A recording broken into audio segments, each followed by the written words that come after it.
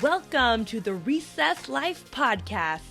This is the place where we explore play and what it means to get back to your inner child. I'm Louise, your host. Join me as I chat with teachers, entrepreneurs, artists, and thought leaders about how we can live a life of more play and impact. Let's get it started.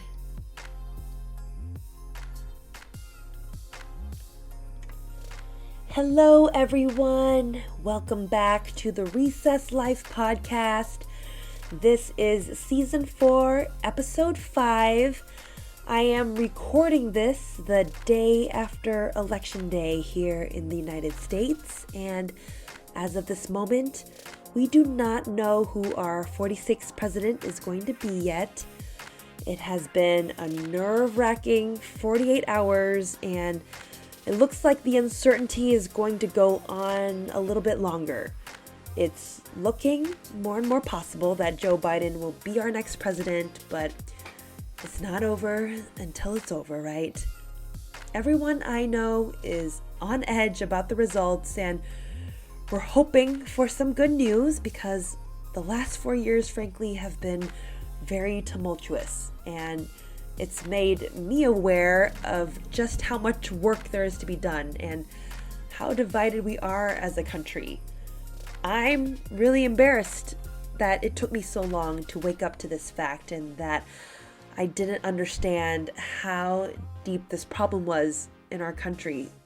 So whatever the outcome of this election is, there is so much to do to bring us together as a country.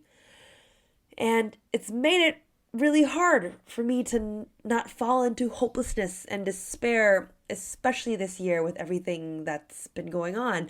2020 has made it really hard for me to want to talk about play. Play feels frivolous and inappropriate at a time like this. Why does something like play even matter right now? It feels selfish and Pollyanna. And here is what I keep coming back to. Play and joy is our true nature, and it is the foundation of the world we want to create. And our conditions are never going to feel right for play, ever. Life circumstances are never going to easily lend itself to giving us those right conditions. The work in our communities, in our country, is never going to be done. We have to create those conditions for ourselves. And as my guest on today's episode says, play is that passionate engagement with life with no expectation of the outcome. And that is possible no matter what our circumstances are. And I think if we are to keep fighting, if we are going to be able to continue to sustain ourselves to do work to bring us together, we're going to have to find that energy from somewhere. And that energy comes from our joy. We have to be able to give ourselves that joy if we are going to continue to move forward. My guest on today's episode has so much more to say on this subject in a way that is so much more eloquent than me. Her name is Gwen Gordon, and she is an amazing thinker, author, speaker, and Emmy award-winning creative director. She got her start designing and building Muppets for Sesame Street. She pulls from philosophy, neuroscience, literature, spirituality, and other disciplines to talk about play in a way that gets me really, really excited. She has worked with organizations from IDEO to San Quentin Prison to Pepsi. I actually had the privilege of taking a 6-week workshop with her and some play colleagues where she really opened up my eyes to looking at how play and transformation go together. In our conversation, we talked about why safety is the basis for that transformation, how we can talk about play in a way that is not frivolous, but life-affirming and expansive, how play is possible no matter our circumstances, and why play really doesn't need to be part of that mainstream conversation. As always, the show notes and ways to get in touch with Gwen will be up on the website at therecesslife.com. This conversation was super mind-expanding for me, and I hope it is the same for you as well. I want to give a big shout out to Brian Lavelle, who helps me on the audio on this podcast. If it wasn't for him, the sound would not be nearly as good as it is this past season. So Brian, thank you for your help and for making me sound a whole lot better. You can learn more about Brian at adultlearnerblog.com, where he shares his writing, his pictures, his music, and his other creative endeavors. Thank you so much, Brian, for all of your help. Here is Gwen Gordon. I am so thrilled to have what I would call a legend in the play world, Gwen Gordon. And we are going to be talking about play as transformation. Gwen, thank you for joining me today. It's a pleasure, Louise. It's great to be here. So you got your start making puppets and eventually worked for Sesame Street, which is, and everyone I know grew up on that. So amazing to be speaking with someone who lived in that world. But can you share with me how you started making puppets and how that even transpired for you as a young person? Yeah, well, I was a very young person, actually. I was 19 when I started working there, and I had made my first puppet. Actually, I crocheted a bird named Clive when I heard that that Sesame Street, actually, I think I had heard originally that the workshop, they were making Muppets Take Manhattan, one of the first movies, and I heard that they needed some extra help. So I thought, well, I had been making soft sculpture when I was like 14, 15 years old. I had a neck injury and I was in bed at a 30-degree angle, and my mother introduced a sewing machine and I started sewing, and I made basically soft sculpted everything in my room. I made like stuffed molding around the windows and stuffed surfaces for my furniture and stuffed weather patterns that changed across the ceiling. And it was like sort of unconsciously trying to create the most safe, like soft cell, a padded cell, so that for someone who just got a neck injury, that would be a place where I wouldn't, if I walked anywhere, I could, with my eyes closed, I wouldn't get hurt. So that kind of developed some sewing skills and a little confidence, and then joy of just creating anything. Felt like I could just make anything up. And so I decided to make a puppet and send it to the Muppet Workshop with a note. His name was Clive, and it was basically Clive showing up to interview for the job and just saying, I'm here, I'm willing to re-nest. Big Bird was my favorite role model, let me get started. And that got me the interview. But I really hadn't made a puppet before then. So when I was there making, having to make my first puppets, and there's a real Muppet technology. It's not like anyone was expected to know how to make a Muppet, but I was terrified. I really didn't, I remember the first year, only a few new characters get written into the scripts. So you're mostly just assembling what they call anything Muppets, AMs, where, a girl, a mother, you just take these sort of blank Mr. Potato Head faces and add eyes and hair and sort of design the puppet for that scene. But occasionally there are new characters that are created. And this is after the first, this is in 1980. Or 86 or something like that. So most of the characters were already created. So it was rare to have a new character come into the scene. And maybe one or two every season on Sesame Street were created. And there are only 5 of us that were builders and designers and within the Sesame Street section of the workshop. So everyone got to design, offer their designs for a new character when it showed up in a script. And then Michael Frith, who was the art director, would select the character that, the design that he liked from the workshop. And mine got chosen the first year. And it was actually a month after I was there, they were the Rockheads. And I so the person whose design it was had to make them. And I was terrified because I really didn't know how to make a puppet. So I got a lot of help from Ed Christie, who's actually credited for, I saw on the website, he's credited for designing those characters, which is fine. But anyway, so he was wonderful. He was kind of my main support while I was there. So I made the rock heads, and then I just kept on. After that, it was easier.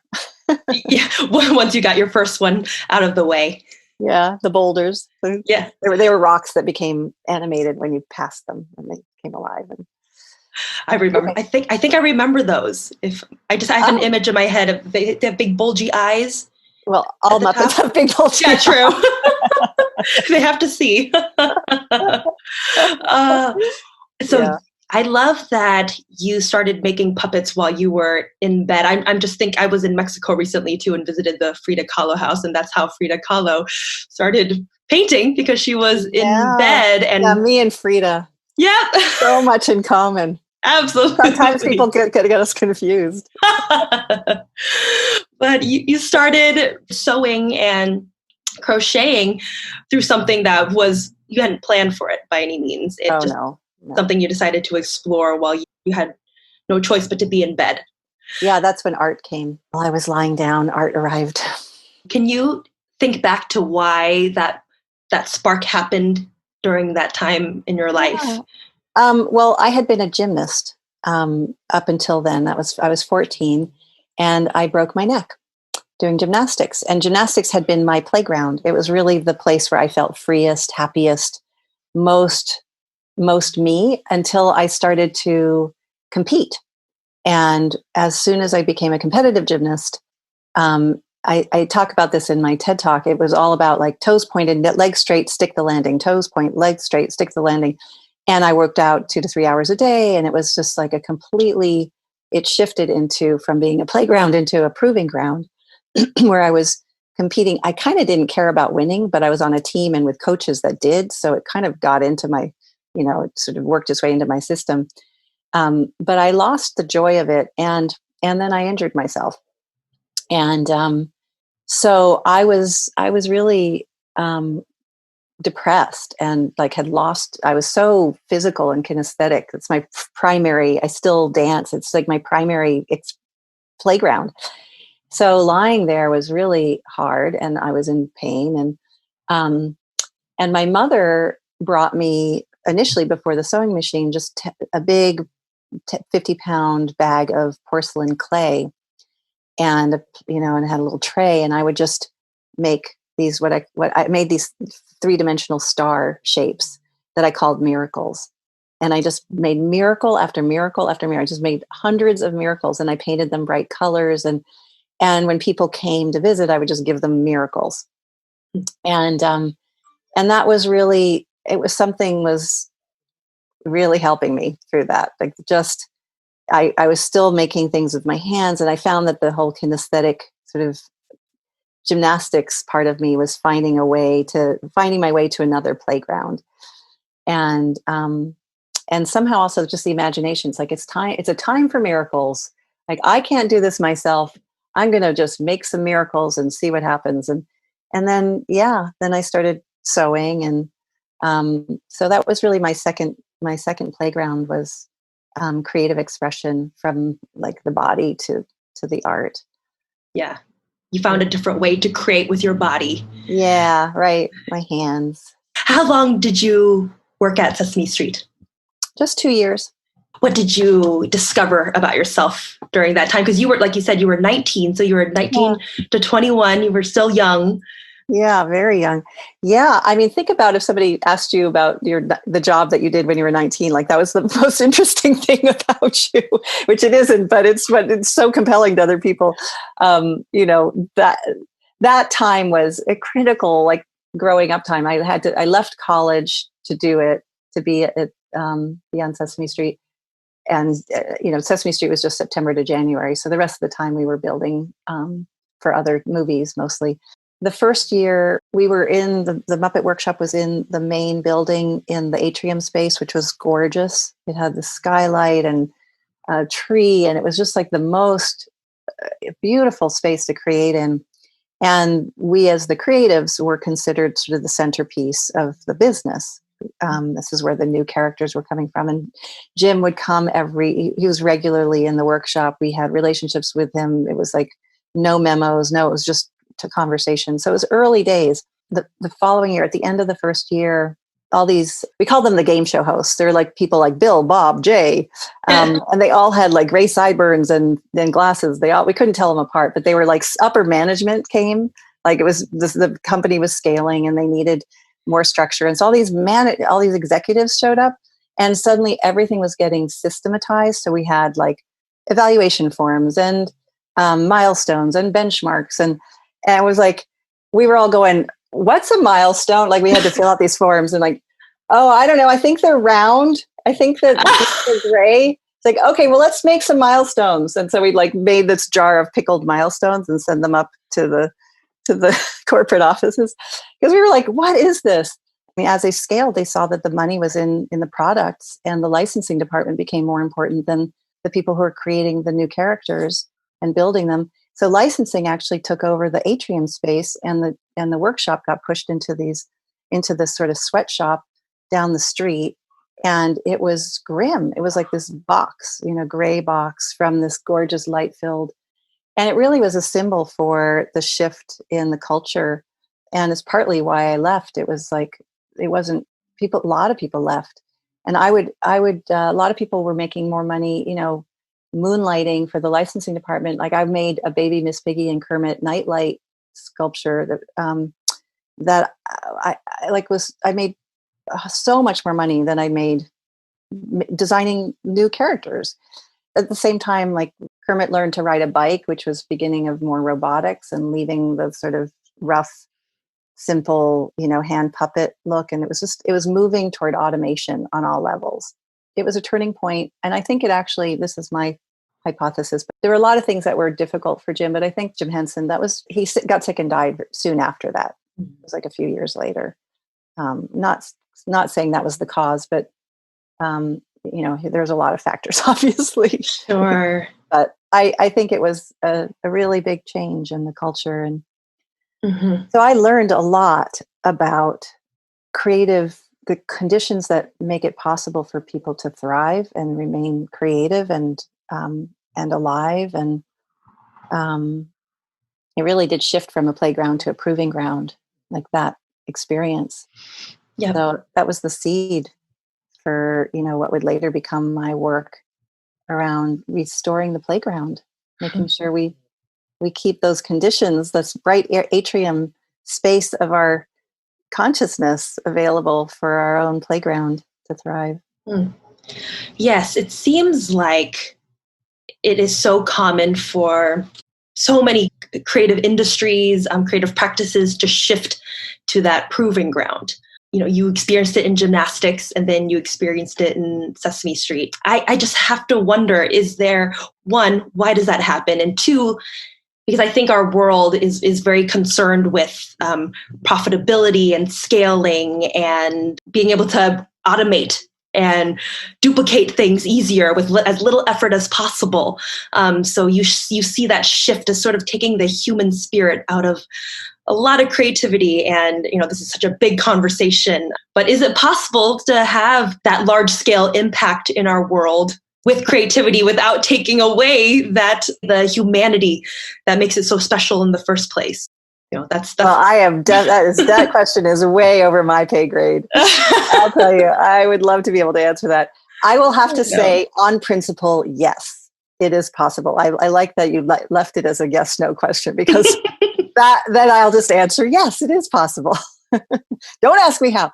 No, I can tell you, I can certainly have thought a little bit about this, but I haven't applied it to businesses to be able to give you any kind of, and I mean, what you're describing is really cultural. It's like, basically it's a growth oriented capitalist, more, better, progress, faster. And those aren't the conditions for any life form to thrive. And we've been seeing that on all scales. It's almost always exploitative, extractive, when it's not at the pace of life, it's not at the scale of, basically we've gotten these powers to have huge impact, but without the wisdom to make the impact actually life sustaining and life affirming. So there's a profound disconnect. And I don't think the wisdom, if we were really grounded in wisdom, and the wisdom is partly, maturity, like, how do you get good judgment, bad judgment? Like you learn. And we might be in the process of a real initiation, a real learning inflection point as a society, because, just from the experience of the consequences, you can't actually suppress life. You can't suppress Black lives. You can't suppress, any life for long. It is stronger than the life force is going to be more powerful than all those frames that are trying to use it for profit, that are co-opting life, that are extracting life in service of a smaller life, in service of goals that don't serve life. So those are that's probably the basic. Those are what we should be asking. What the question of how do we do that is, how do we create a society in which the creative impulse and the playfulness and the joy and the full expression of our humanity is possible? What are the structures? What are the conditions? It's a huge and profound question, beyond, because we can right now, even within this conversation, we can only imagine it within the frame of mind, the state of mind that created it. The society we created is an expression of our consciousness, of our state of mind. And what we're seeing, it's reflecting it to us. And what we're seeing is that actually it's fear-based. It's scarcity-based. It's like, we do not see life as play. We don't see the world as a playground. We don't experience the abundance. We're experiencing life as a proving ground where everybody is competing with each other with scarce resources to get enough, be enough, have enough, and ultimately in order to get the love, the basic needs met that we all have. We don't really have. It's not a basic need to be a star or status, or those are secondary. The need is for connection. The need is for love. The need is to be free. So we've created this massive distortion of a playground into a proving ground. And now with more and more attention, a battleground, right? Because the more insecure we are, the more we see the world through the lens of our insecurity, the more other people become threats, the more we have to do and be to get what we need, the more we have to struggle to get what we need. So really it's a very radical question. Like the simple thing of how do we get more play in our lives? It's well, okay, let's start with actually recognizing we play to the extent that we feel safe. It is our natural state. We don't have to become more playful. What we do to liberate our playful true nature is create enough of a sense of safety. And that has to do with connection, attachment, feeling securely starts, our sense of safety and connection starts very young. And that imprint becomes our worldview, like how we experience safety when we were in our first few years of life. And in a society in which, it's inherently not safe for even if we got secure attachment here, I'm getting ahead of ourselves, but basically there's a connection between our personal experience in the first years of life, societal structures and conditions, and then whether we actually have the playground, the sense of freedom and play. That's a lot. You had no idea. I should have just stopped with yes. It's I would have break everything down so much. That was so profound. I was just so lost in the moment listening to you.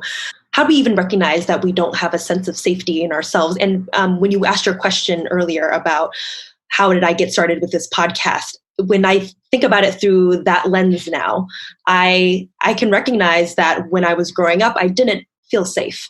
growing up as a minority, first generation, and feeling like I had to prove myself.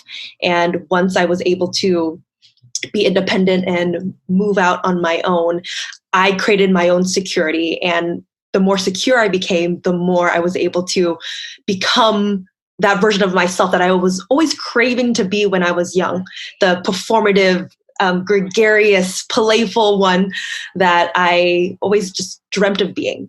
But you may not recognize that that is in yourself. I don't know if I could have recognized that in myself until I step back and hear you say that now. So how can someone learn to recognize perhaps within themselves where they may not feel safe? Well, what you described, I'm really happy for you that was that you moved to enough security to start to feel where the security need for security was stifling, and where you wanted a bigger space.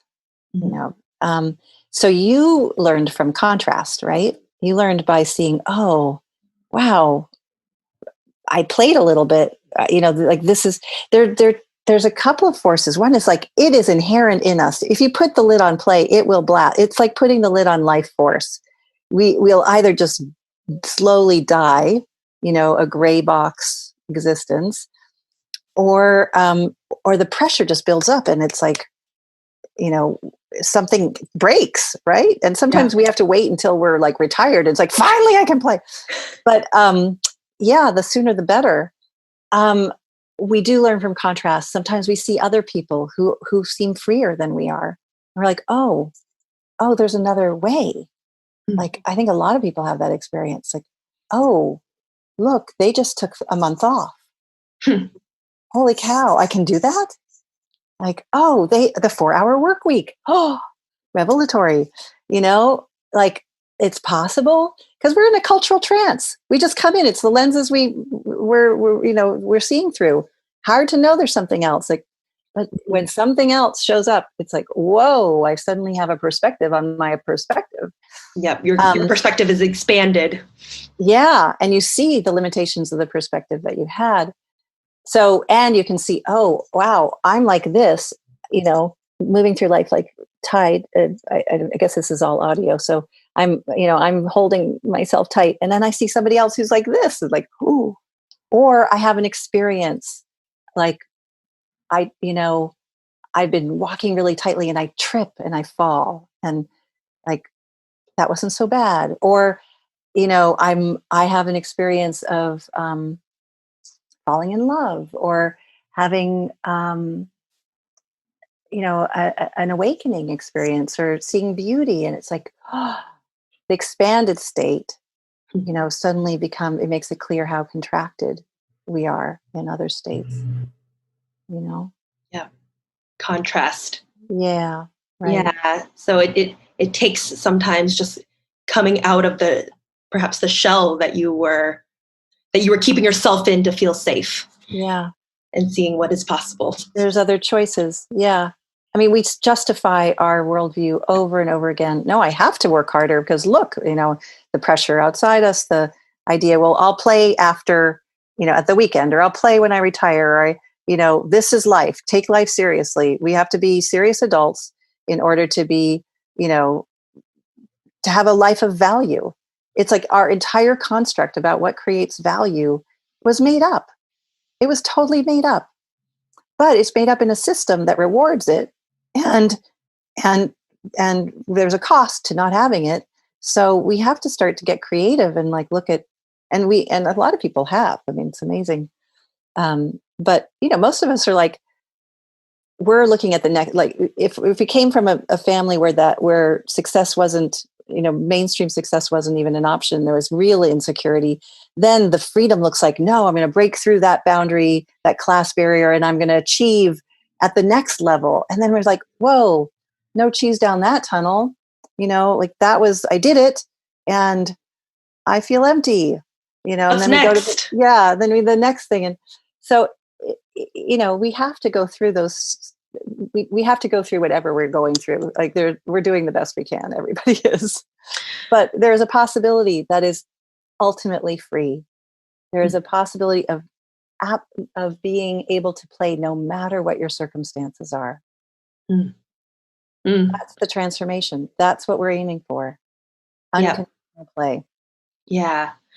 And the thing that's challenging is that there aren't prescribed step-by-step. There's not a prescribed step-by-step action plan to get to that state necessarily, right? That would almost go against what we're trying to achieve. The 5 keys to play, 4 steps to freedom. Exactly. The 12-step program to achieve playfulness. Structures can help. We don't want to throw away structures. Like sometimes we're so bound that it takes some, it's like you need rules for a game for the game to be fun sometimes. Mm-hmm. Ultimately, yeah, everything can be play, but in order to feel safe, we need some structures, and then we can let go into the game or into the play. So it's like 3 things, 5 things, 10 things. It's okay. Yeah. And what do you think? So yes, given that there isn't a 12-step plan, but perhaps structures can help us get to that place of transformation. What are some things that people can keep in mind or perhaps adopt a mindset towards? Great question. Well, one of I call them the 4 miracles. One of them is really like to orient toward pleasure or follow the compass of joy. Like notice the things that give you joy. Just decide to notice them, because we're so good at noticing. We have that negativity bias that's built into our brain evolutionarily. So like, what if you just orient toward the thing that feels good right now? Like shift your position and like, can start with the body, or like, I'm hungry, or what would, and that sense that what gives us pleasure gets more and more refined.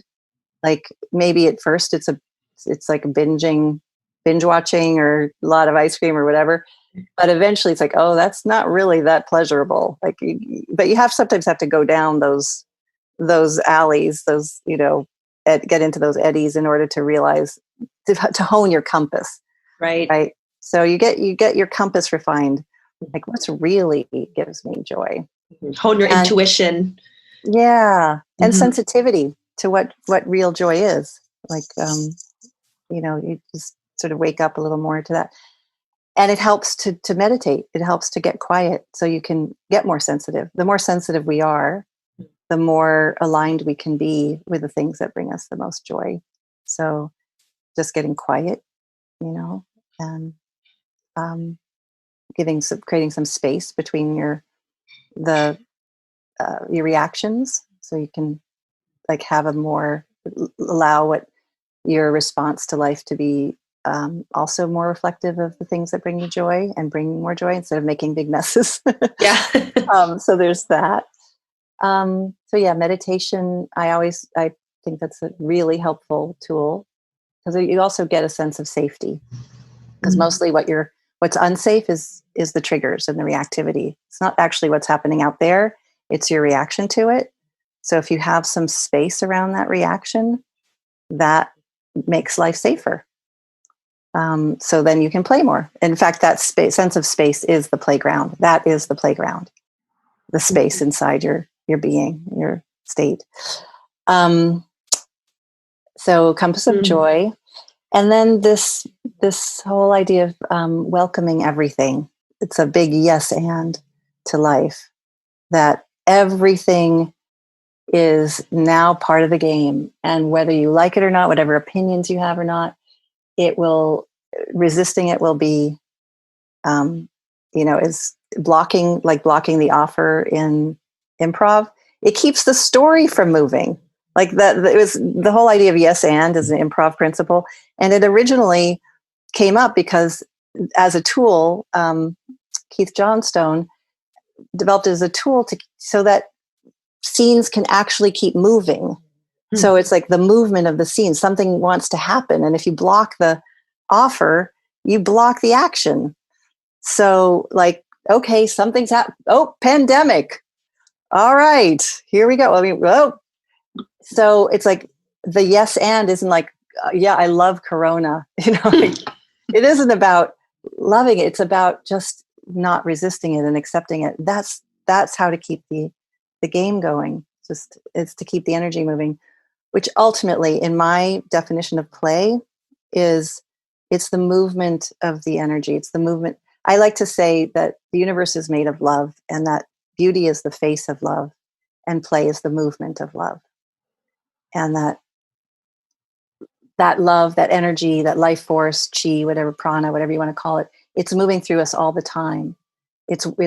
We are in a constant flow. We aren't actually things. We're verbs. We're flowing life force. And the play is about allowing that life force to move through you.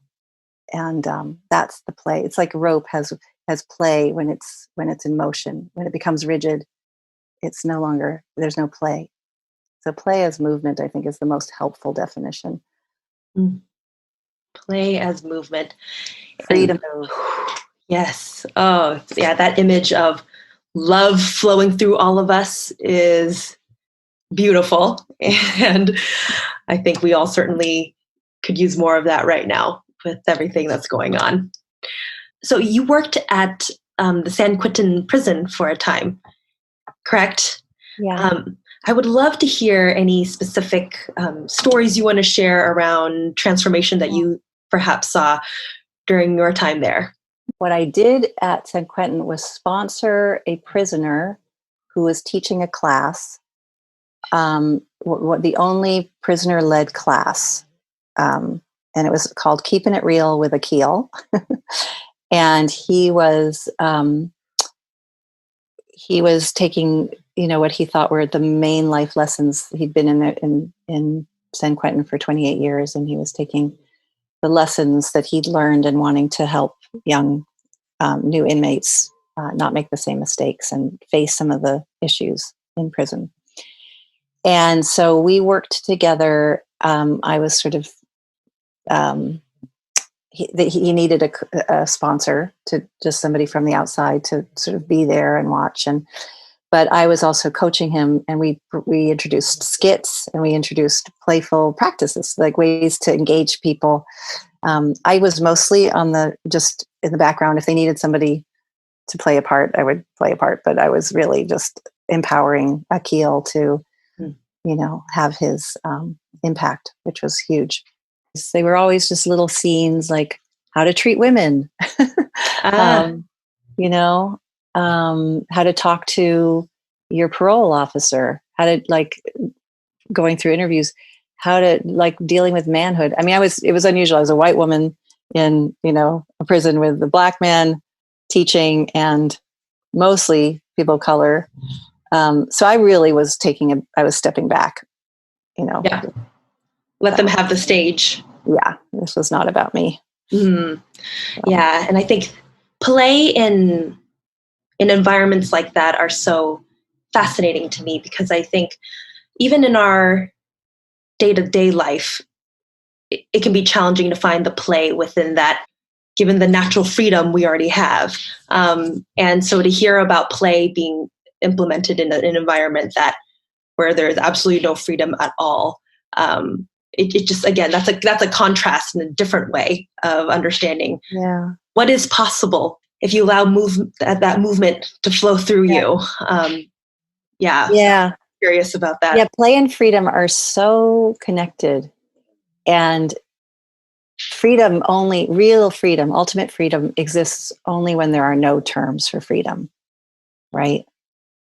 Like, what else? Any terms would bind it. So when you can play, I think we're all, dealing with our own prisons. Those places where the energy is blocked are our cages. It doesn't. So that when there's a literal prison, it just makes it vivid. It just renders that inner experience more vividly as an external experience. People bring your own playground. Like there can be freedom in prison. I mean, people there are a number of people I've met have had awakenings in prison, have had this revelations where they experienced this, oneness and, these spiritual states. And it was just partly because there was, it's almost, it's interesting because it's almost like we're experiencing now with the pandemic, with a lot of people feel like we're in these little prisons, these cages. Yep. And in a way, it's like, wait, there's no movement. Like, all these things that we normally, if play's movement, then wow, how can we play in a pandemic when we're sheltering in place? And in a way, it's really, for me, it's been a process of seeing how freedom is not about our circumstances.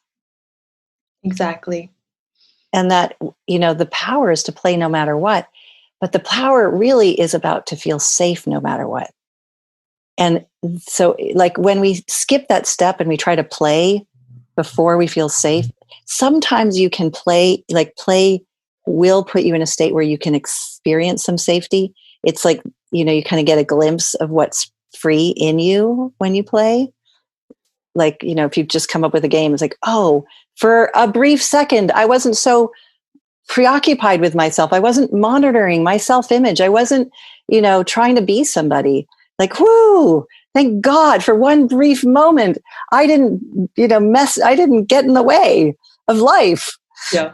So it can give you a glimpse of freedom, but the deeper freedom, that what you're getting is a glimpse of something that you can establish with other things. Like, I don't think play actually takes you all the way to the experience of an abiding sense of freedom that enables you to play no matter what. It's a glimpse. It's like, being out on probation or something, or like visitation, or like, but we do come back to the places that we habitually get bound and feel unsafe. And,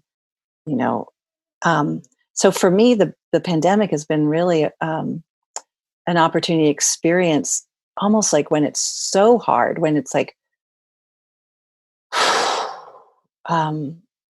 when to believe in the cage becomes unbearable, then you're not going to suddenly, you can't change it. There are forces out of your control. Then it's like impossible to turn toward the place that is under your control, which is the ability to surrender to the situation. And that's freedom. Yep. So it's like, okay, now this is the offer. This is the game. How can I be free in this moment? Exactly. Oh, you say it so eloquently. Yes. So for my work, I'm an event producer. I travel all over the world producing big conferences, and so my world was taken away when this happened. But it's hard to explain the freedom that I have felt in this space. Though I can't do my work, but what is within my control? Creating more content with my podcast, learning how to do some play facilitation things that I've been craving, wanting to do. This sense of freedom of, wow, there's so much possibility now. It's been hard for me to explain that mindset to other people, because I have constantly people checking up on me being like, are you okay? You're not working. I'm like, yes, but I can't explain it. And you said it so eloquently, like, what is within my control? And what is this what is the opportunity? What is the offer that I have here? Yeah, so much of what you are saying, it's so reminiscent of other conversations around other kinds of transformation in our world. I'm so interested in how this conversation can become more mainstream and valued at that level in terms of other transformational practices or modalities, because I think what you're saying around freedom and being able to move through love, that is something that is on a spiritual level. For me, it makes so much sense to speak it through a play lens and to understand it through a lens of play. I guess I am just so curious as to how this conversation can become mainstream, and how can transformation in this capacity be discussed, and perhaps maybe why isn't it being discussed on this level? And I read your article about attending Wisdom 2.0 and how so much of what was happening at that conference was play, but it was under this lens of spirituality. And play wasn't even uttered, but so much of what you're speaking about here was experienced. Well, one, first of all, do you have thoughts on that? And two, do you think there's a reason why play isn't being a part of the conversation when it comes to transformation on a mainstream level?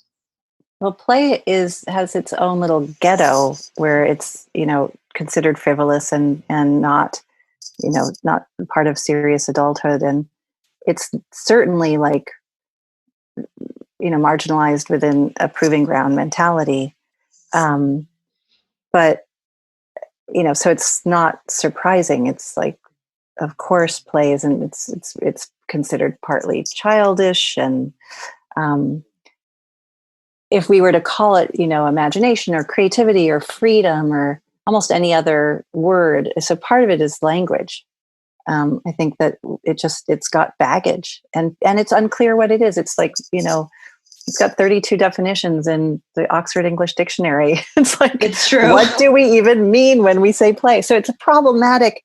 I always feel like compassion for those of us who have chosen play as like our mission, because it would be easier. Almost anything else would be easier. You're right. But I think there's so the wisdom in it is that it's trying to make explicit something that, like I saw at Wisdom 2.0, like, wow, it's everywhere, but it's not being named. And what if it were named and made more intentional? Just like, it's like silence, meditation is silence named. Silence and, a quality of attention. But what if activity and a quality of attention were called play?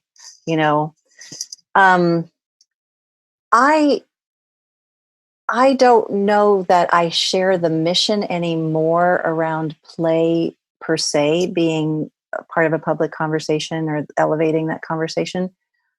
I don't know that it matters so much whether we call it play or not. I think what we're aiming for is freedom and sort of the joy of being and that movement of energy.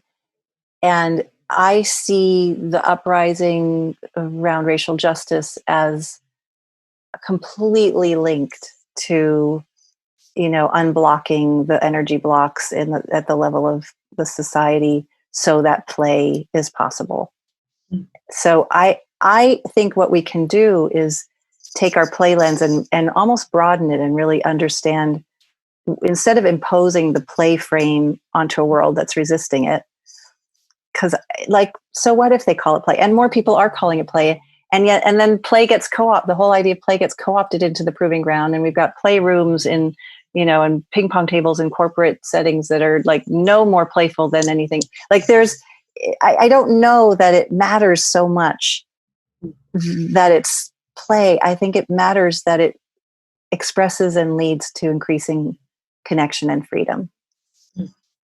And a lot of things do that, but foundationally it has to be safety, right? And when people are, when any group of people can't, has some fundamental, institutionalized threats to their very lives, the playground is diminished for everybody.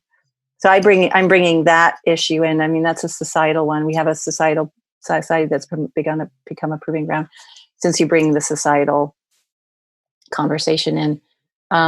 So I can see that every movement as a movement that's supporting play, every movement that's liberatory, every spiritual practice that's liberatory, they're all about liberation. And when we're free, we're not just free from bondage, we're free to play. That's the whole deal. What are you free for? To love, to play, to express our true nature, which is playful and joyful. Yeah. So, yeah. Does that answer? It does. And I think that's really lovely to hear you say, because I think I want play to be part of the conversation in our mainstream society. Can I ask you why? Why? I'm really curious. Yeah. What's important about the play frame? For me, it's completely tied to freedom and expression. I feel like play is the best thing I can explain for this is how I express myself authentically in a way that is fun and loving towards others. And I feel like play encompasses all those things in a term that I understand. And I think I get frustrated that others don't understand. Yeah. Yeah. But that's just my own baggage around it. So I think it's very common in the play world. I think it's very common for the group that the play world speaks to and is speaking as are mostly people like you and me who have a playful nature. Like I feel the word play describes our own nature, like personally, and got that suppressed. Mm. And we're trying, our own freedom feels so tied to the liberation of play, because when we are free, we're more, there's like playfulness, which is the just ability to, live life as joy in that joyful state. But there's also like people who are particularly playful because when they are in their natural state, they like to, it's an aspect of their personality, and it's not like everybody else. Like not everybody is, when they're uniquely expressed. Some people are like incredible ritualists and they bring the sacred into the center of life. Other people have a tremendous sense of structure and they know how to build things. Like not everybody is here to play as a personality trait. The quality that we're wanting to liberate is a lightness of heart, the ability, the flexibility, the joyfulness, the willingness to move through, see ambiguous situations as non-threatening, and new people, strangers, as potential playmates. Like there's a whole lot that we would like, that a free person and a free humanity would experience, that we would call play. But the qualities of people who really are attached to the play term tend to be particularly personalities that are playful, that felt oppressed or suppressed and want to get free, and then want it for everybody to like. So we're just looking through our own lenses. So true. So wise, Gwen. Yeah, so wise. A lot of bad judgment. A lot of bad judgment leads to good judgment. That's what all I can say. It's so true. Yep. Play isn't a personality trait of everyone. And I think, yes, liberation and freedom, that is what we're really after at the end of the day. And that's what we want for others. And connection. Yeah, it's two things, like freedom and interconnectedness. Yeah. Mm-hmm. Yes. Oh gosh, this could go so many more directions.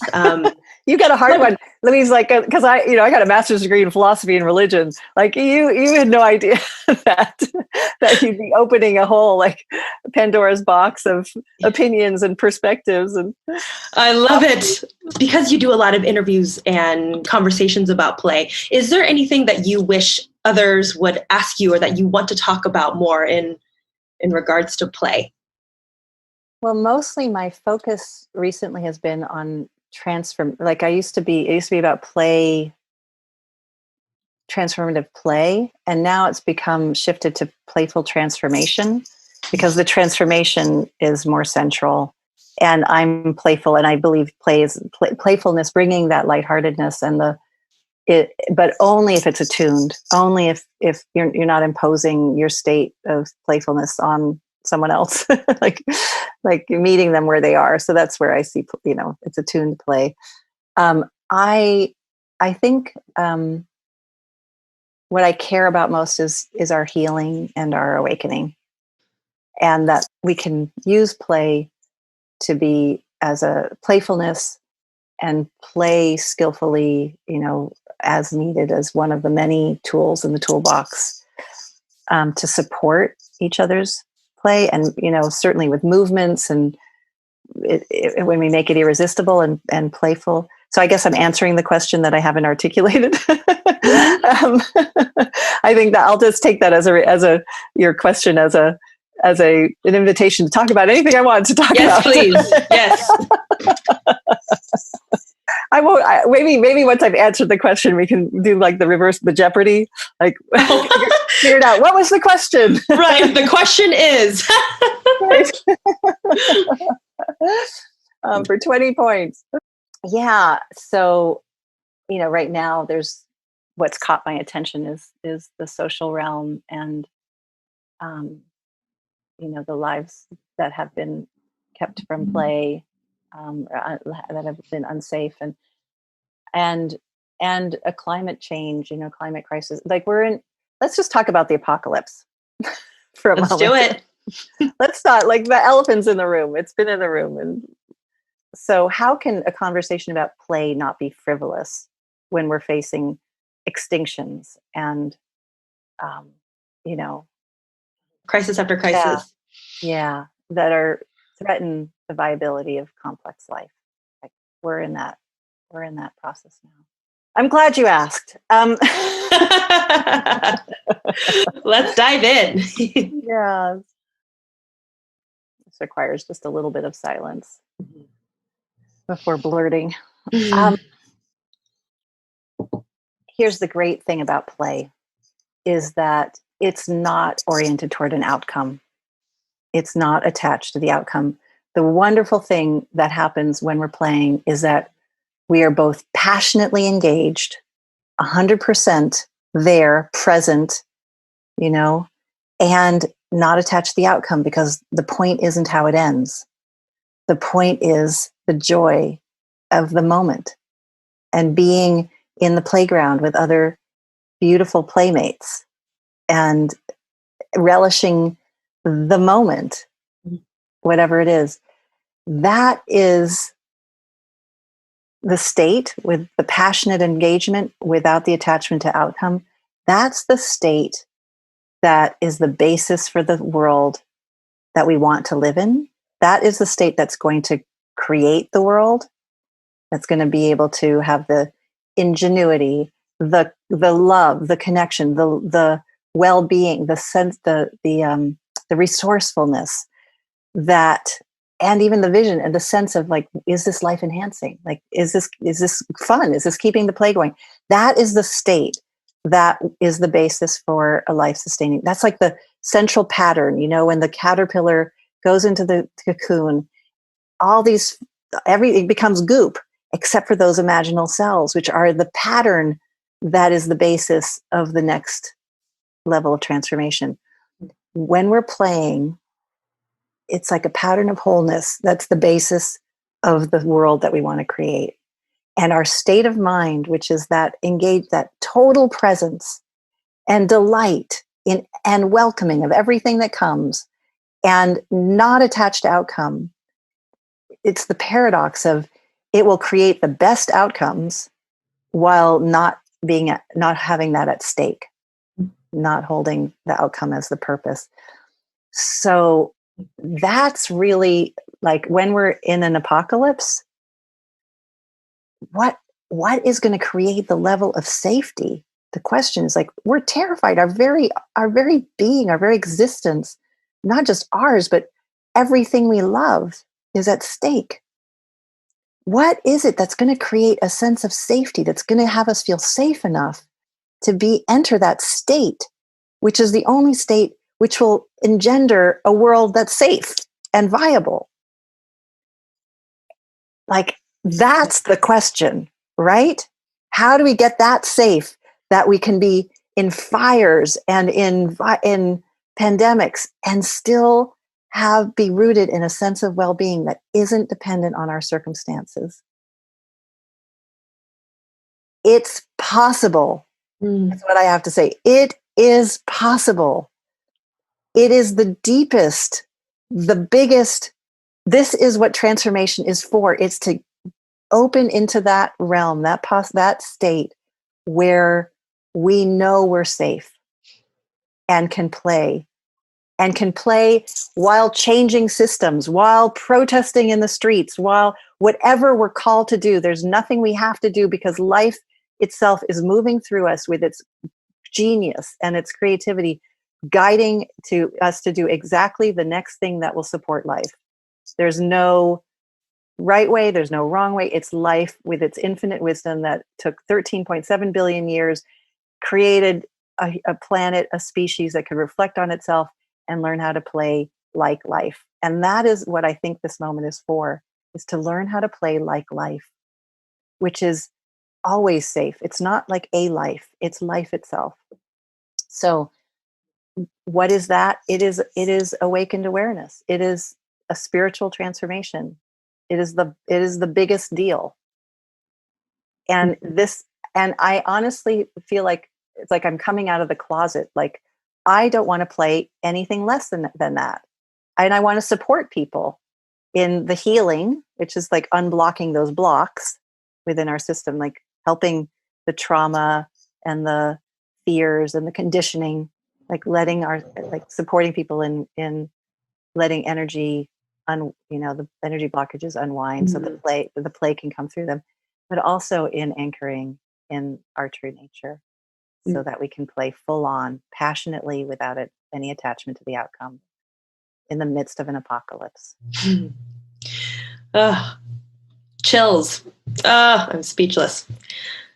And it is possible. I think by simply believing that's possible, the way we orient ourselves and hold ourselves when we believe in that possibility, that alone is transformational, Yes, right? it's so true. I've been in this practice because I've really been struggling. I mean, it's really a great gift to be able to just let some of this come through me, and to hear myself and to like go, yeah, yes. What she said. Oh, what I said. But the experience has been like, I've never thought about death more than I have in the last couple of months. I've never thought about my own death. Like, do I really want to be here? Why am I here? And, the death of people around me. My mother's 96, my dog's 14. There's a lot of, and of course, all the people, there's a pandemic. So death. And I can feel like that, that moving away from life, that like, this is too hard. It's too overwhelming. It's too much. I can't do this. I don't want to do this. Why am I here? I had this incredible experience of listening to this man was homeless, and he just muttered under his breath, and in front of my building when I lived in New York, and I would, I wasn't sure what he was saying. I was like wanting to know what he was saying, and I finally got close enough, and what he was saying over and over again was, "This isn't what I had in mind. This isn't what I had in mind. This isn't what I had in mind." And I was like, "Oh my God, I think I've been saying that since I was born. Like, this isn't what I had in mind. I didn't sign up for this." Yeah. Well, it's like it's come to a head like, whoa, this really isn't what I had in mind. Like, okay, like being in a human body, that's hard enough. And my family and that's hard enough. But I mean, at least it's a white body, right? Like, not, I've had it easier than a hell of a lot of people. Plus, and it's a Western body, and it's like, but like now a pandemic and the rise of totalitarianism and uprisings, racial injustice, and a climate crisis. Is like, this is not what I had. It's like that existential question of like, the biggest decision you have to make in life is whether to choose to live. Like, really, and then once you choose to live, like, all the way, really choose to be here. And so when you say it's uplifting just to think of that it's possible to wake up, I've been having my own teetering. Like, when I start to go into the places of like, this isn't what I had in mind, I look at I have like Post-its, like, I'm open to the possibility that this is the most amazing, that I can awaken into my full true nature no matter what's happening. I'm open to the possibility. Just being open to the possibility is, and like contrast, like seeing people who are awake in this time, knowing people who are, it makes all the difference. Like, oh, I'll have what she had, Mm-hmm. Yep. The number of people that are rising up and waking up in this time is astronomical. Yeah. So it is possible. It's a chrysalis. It's not a cage, it's a chrysalis. Oh, I like that. Gwen, are you working on anything right now that you want to share? Anything that we can do to follow your work or support your work? Thank you. I am offering, I'm in a reinventing process, as from transformative play to playful transformation. And I am I am giving sessions and I'll be teaching, but people can come to sign up at my site, GwenGordonPlay.com, if you want to know what's coming. It's still kind of getting shaped. So there's the book, The Wonderful W, which is a lot about how to get free. It's a children's book for grown-ups. So instead of writing my serious book about play, or after 8 chapters of working on my serious book about play, I was distracted by this little jingle, and I went off on a little path, and I ended up writing a little children's book for grown-ups instead. So that's The Wonderful W. But yeah, I don't have any offers right at the moment beyond just sign up and find out. Great. You have a newsletter? Yeah. Right. Okay. Great. And are you on social media? I think I was trying to find if you were on Instagram or anything like that. I do have an Instagram, and I do have I have a Facebook page, an author Facebook page. I don't do much on it these days. Mm-hmm. So. Great. But your newsletter will. I'll be sure to point people in that direction. Yeah. Gwen, thank you so much. I feel very transformed by this conversation, and you are such a gift, I hope you know, to the world of play that we're all trying to navigate and make an impact in. So thank you for the work that you've done and the amazing wisdom you have to share. It's really incredible. It was a pleasure talking with you, Louise. It was really helpful for me too. I'm really happy to have this opportunity to connect the play world that I was so much a part of to what's current in my life and in the world. And I haven't done that for a long time. So it was really a special conversation. Thank you. Good. Yeah, sounds like it was an opportunity to externalize some of the things that had been mulling about in your head. So I'm so glad for that. Yeah. Thank you, Gwen. Are you looking for more play in your life? Make sure you're subscribed to the Recess Life podcast on iTunes, Spotify, or any of the podcast platforms. You can also find the video interviews on YouTube. Don't forget to leave a review. Your feedback is so important to me, and it helps others to find the podcast. You can also follow the conversation on Instagram at The Recess Life. And lastly, you can go to therecesslife.com, where you'll find all the episodes and show notes on each of our guests. I hope this podcast helps you to become a little more playful today than you were yesterday. Until next time, don't forget to get out and play today.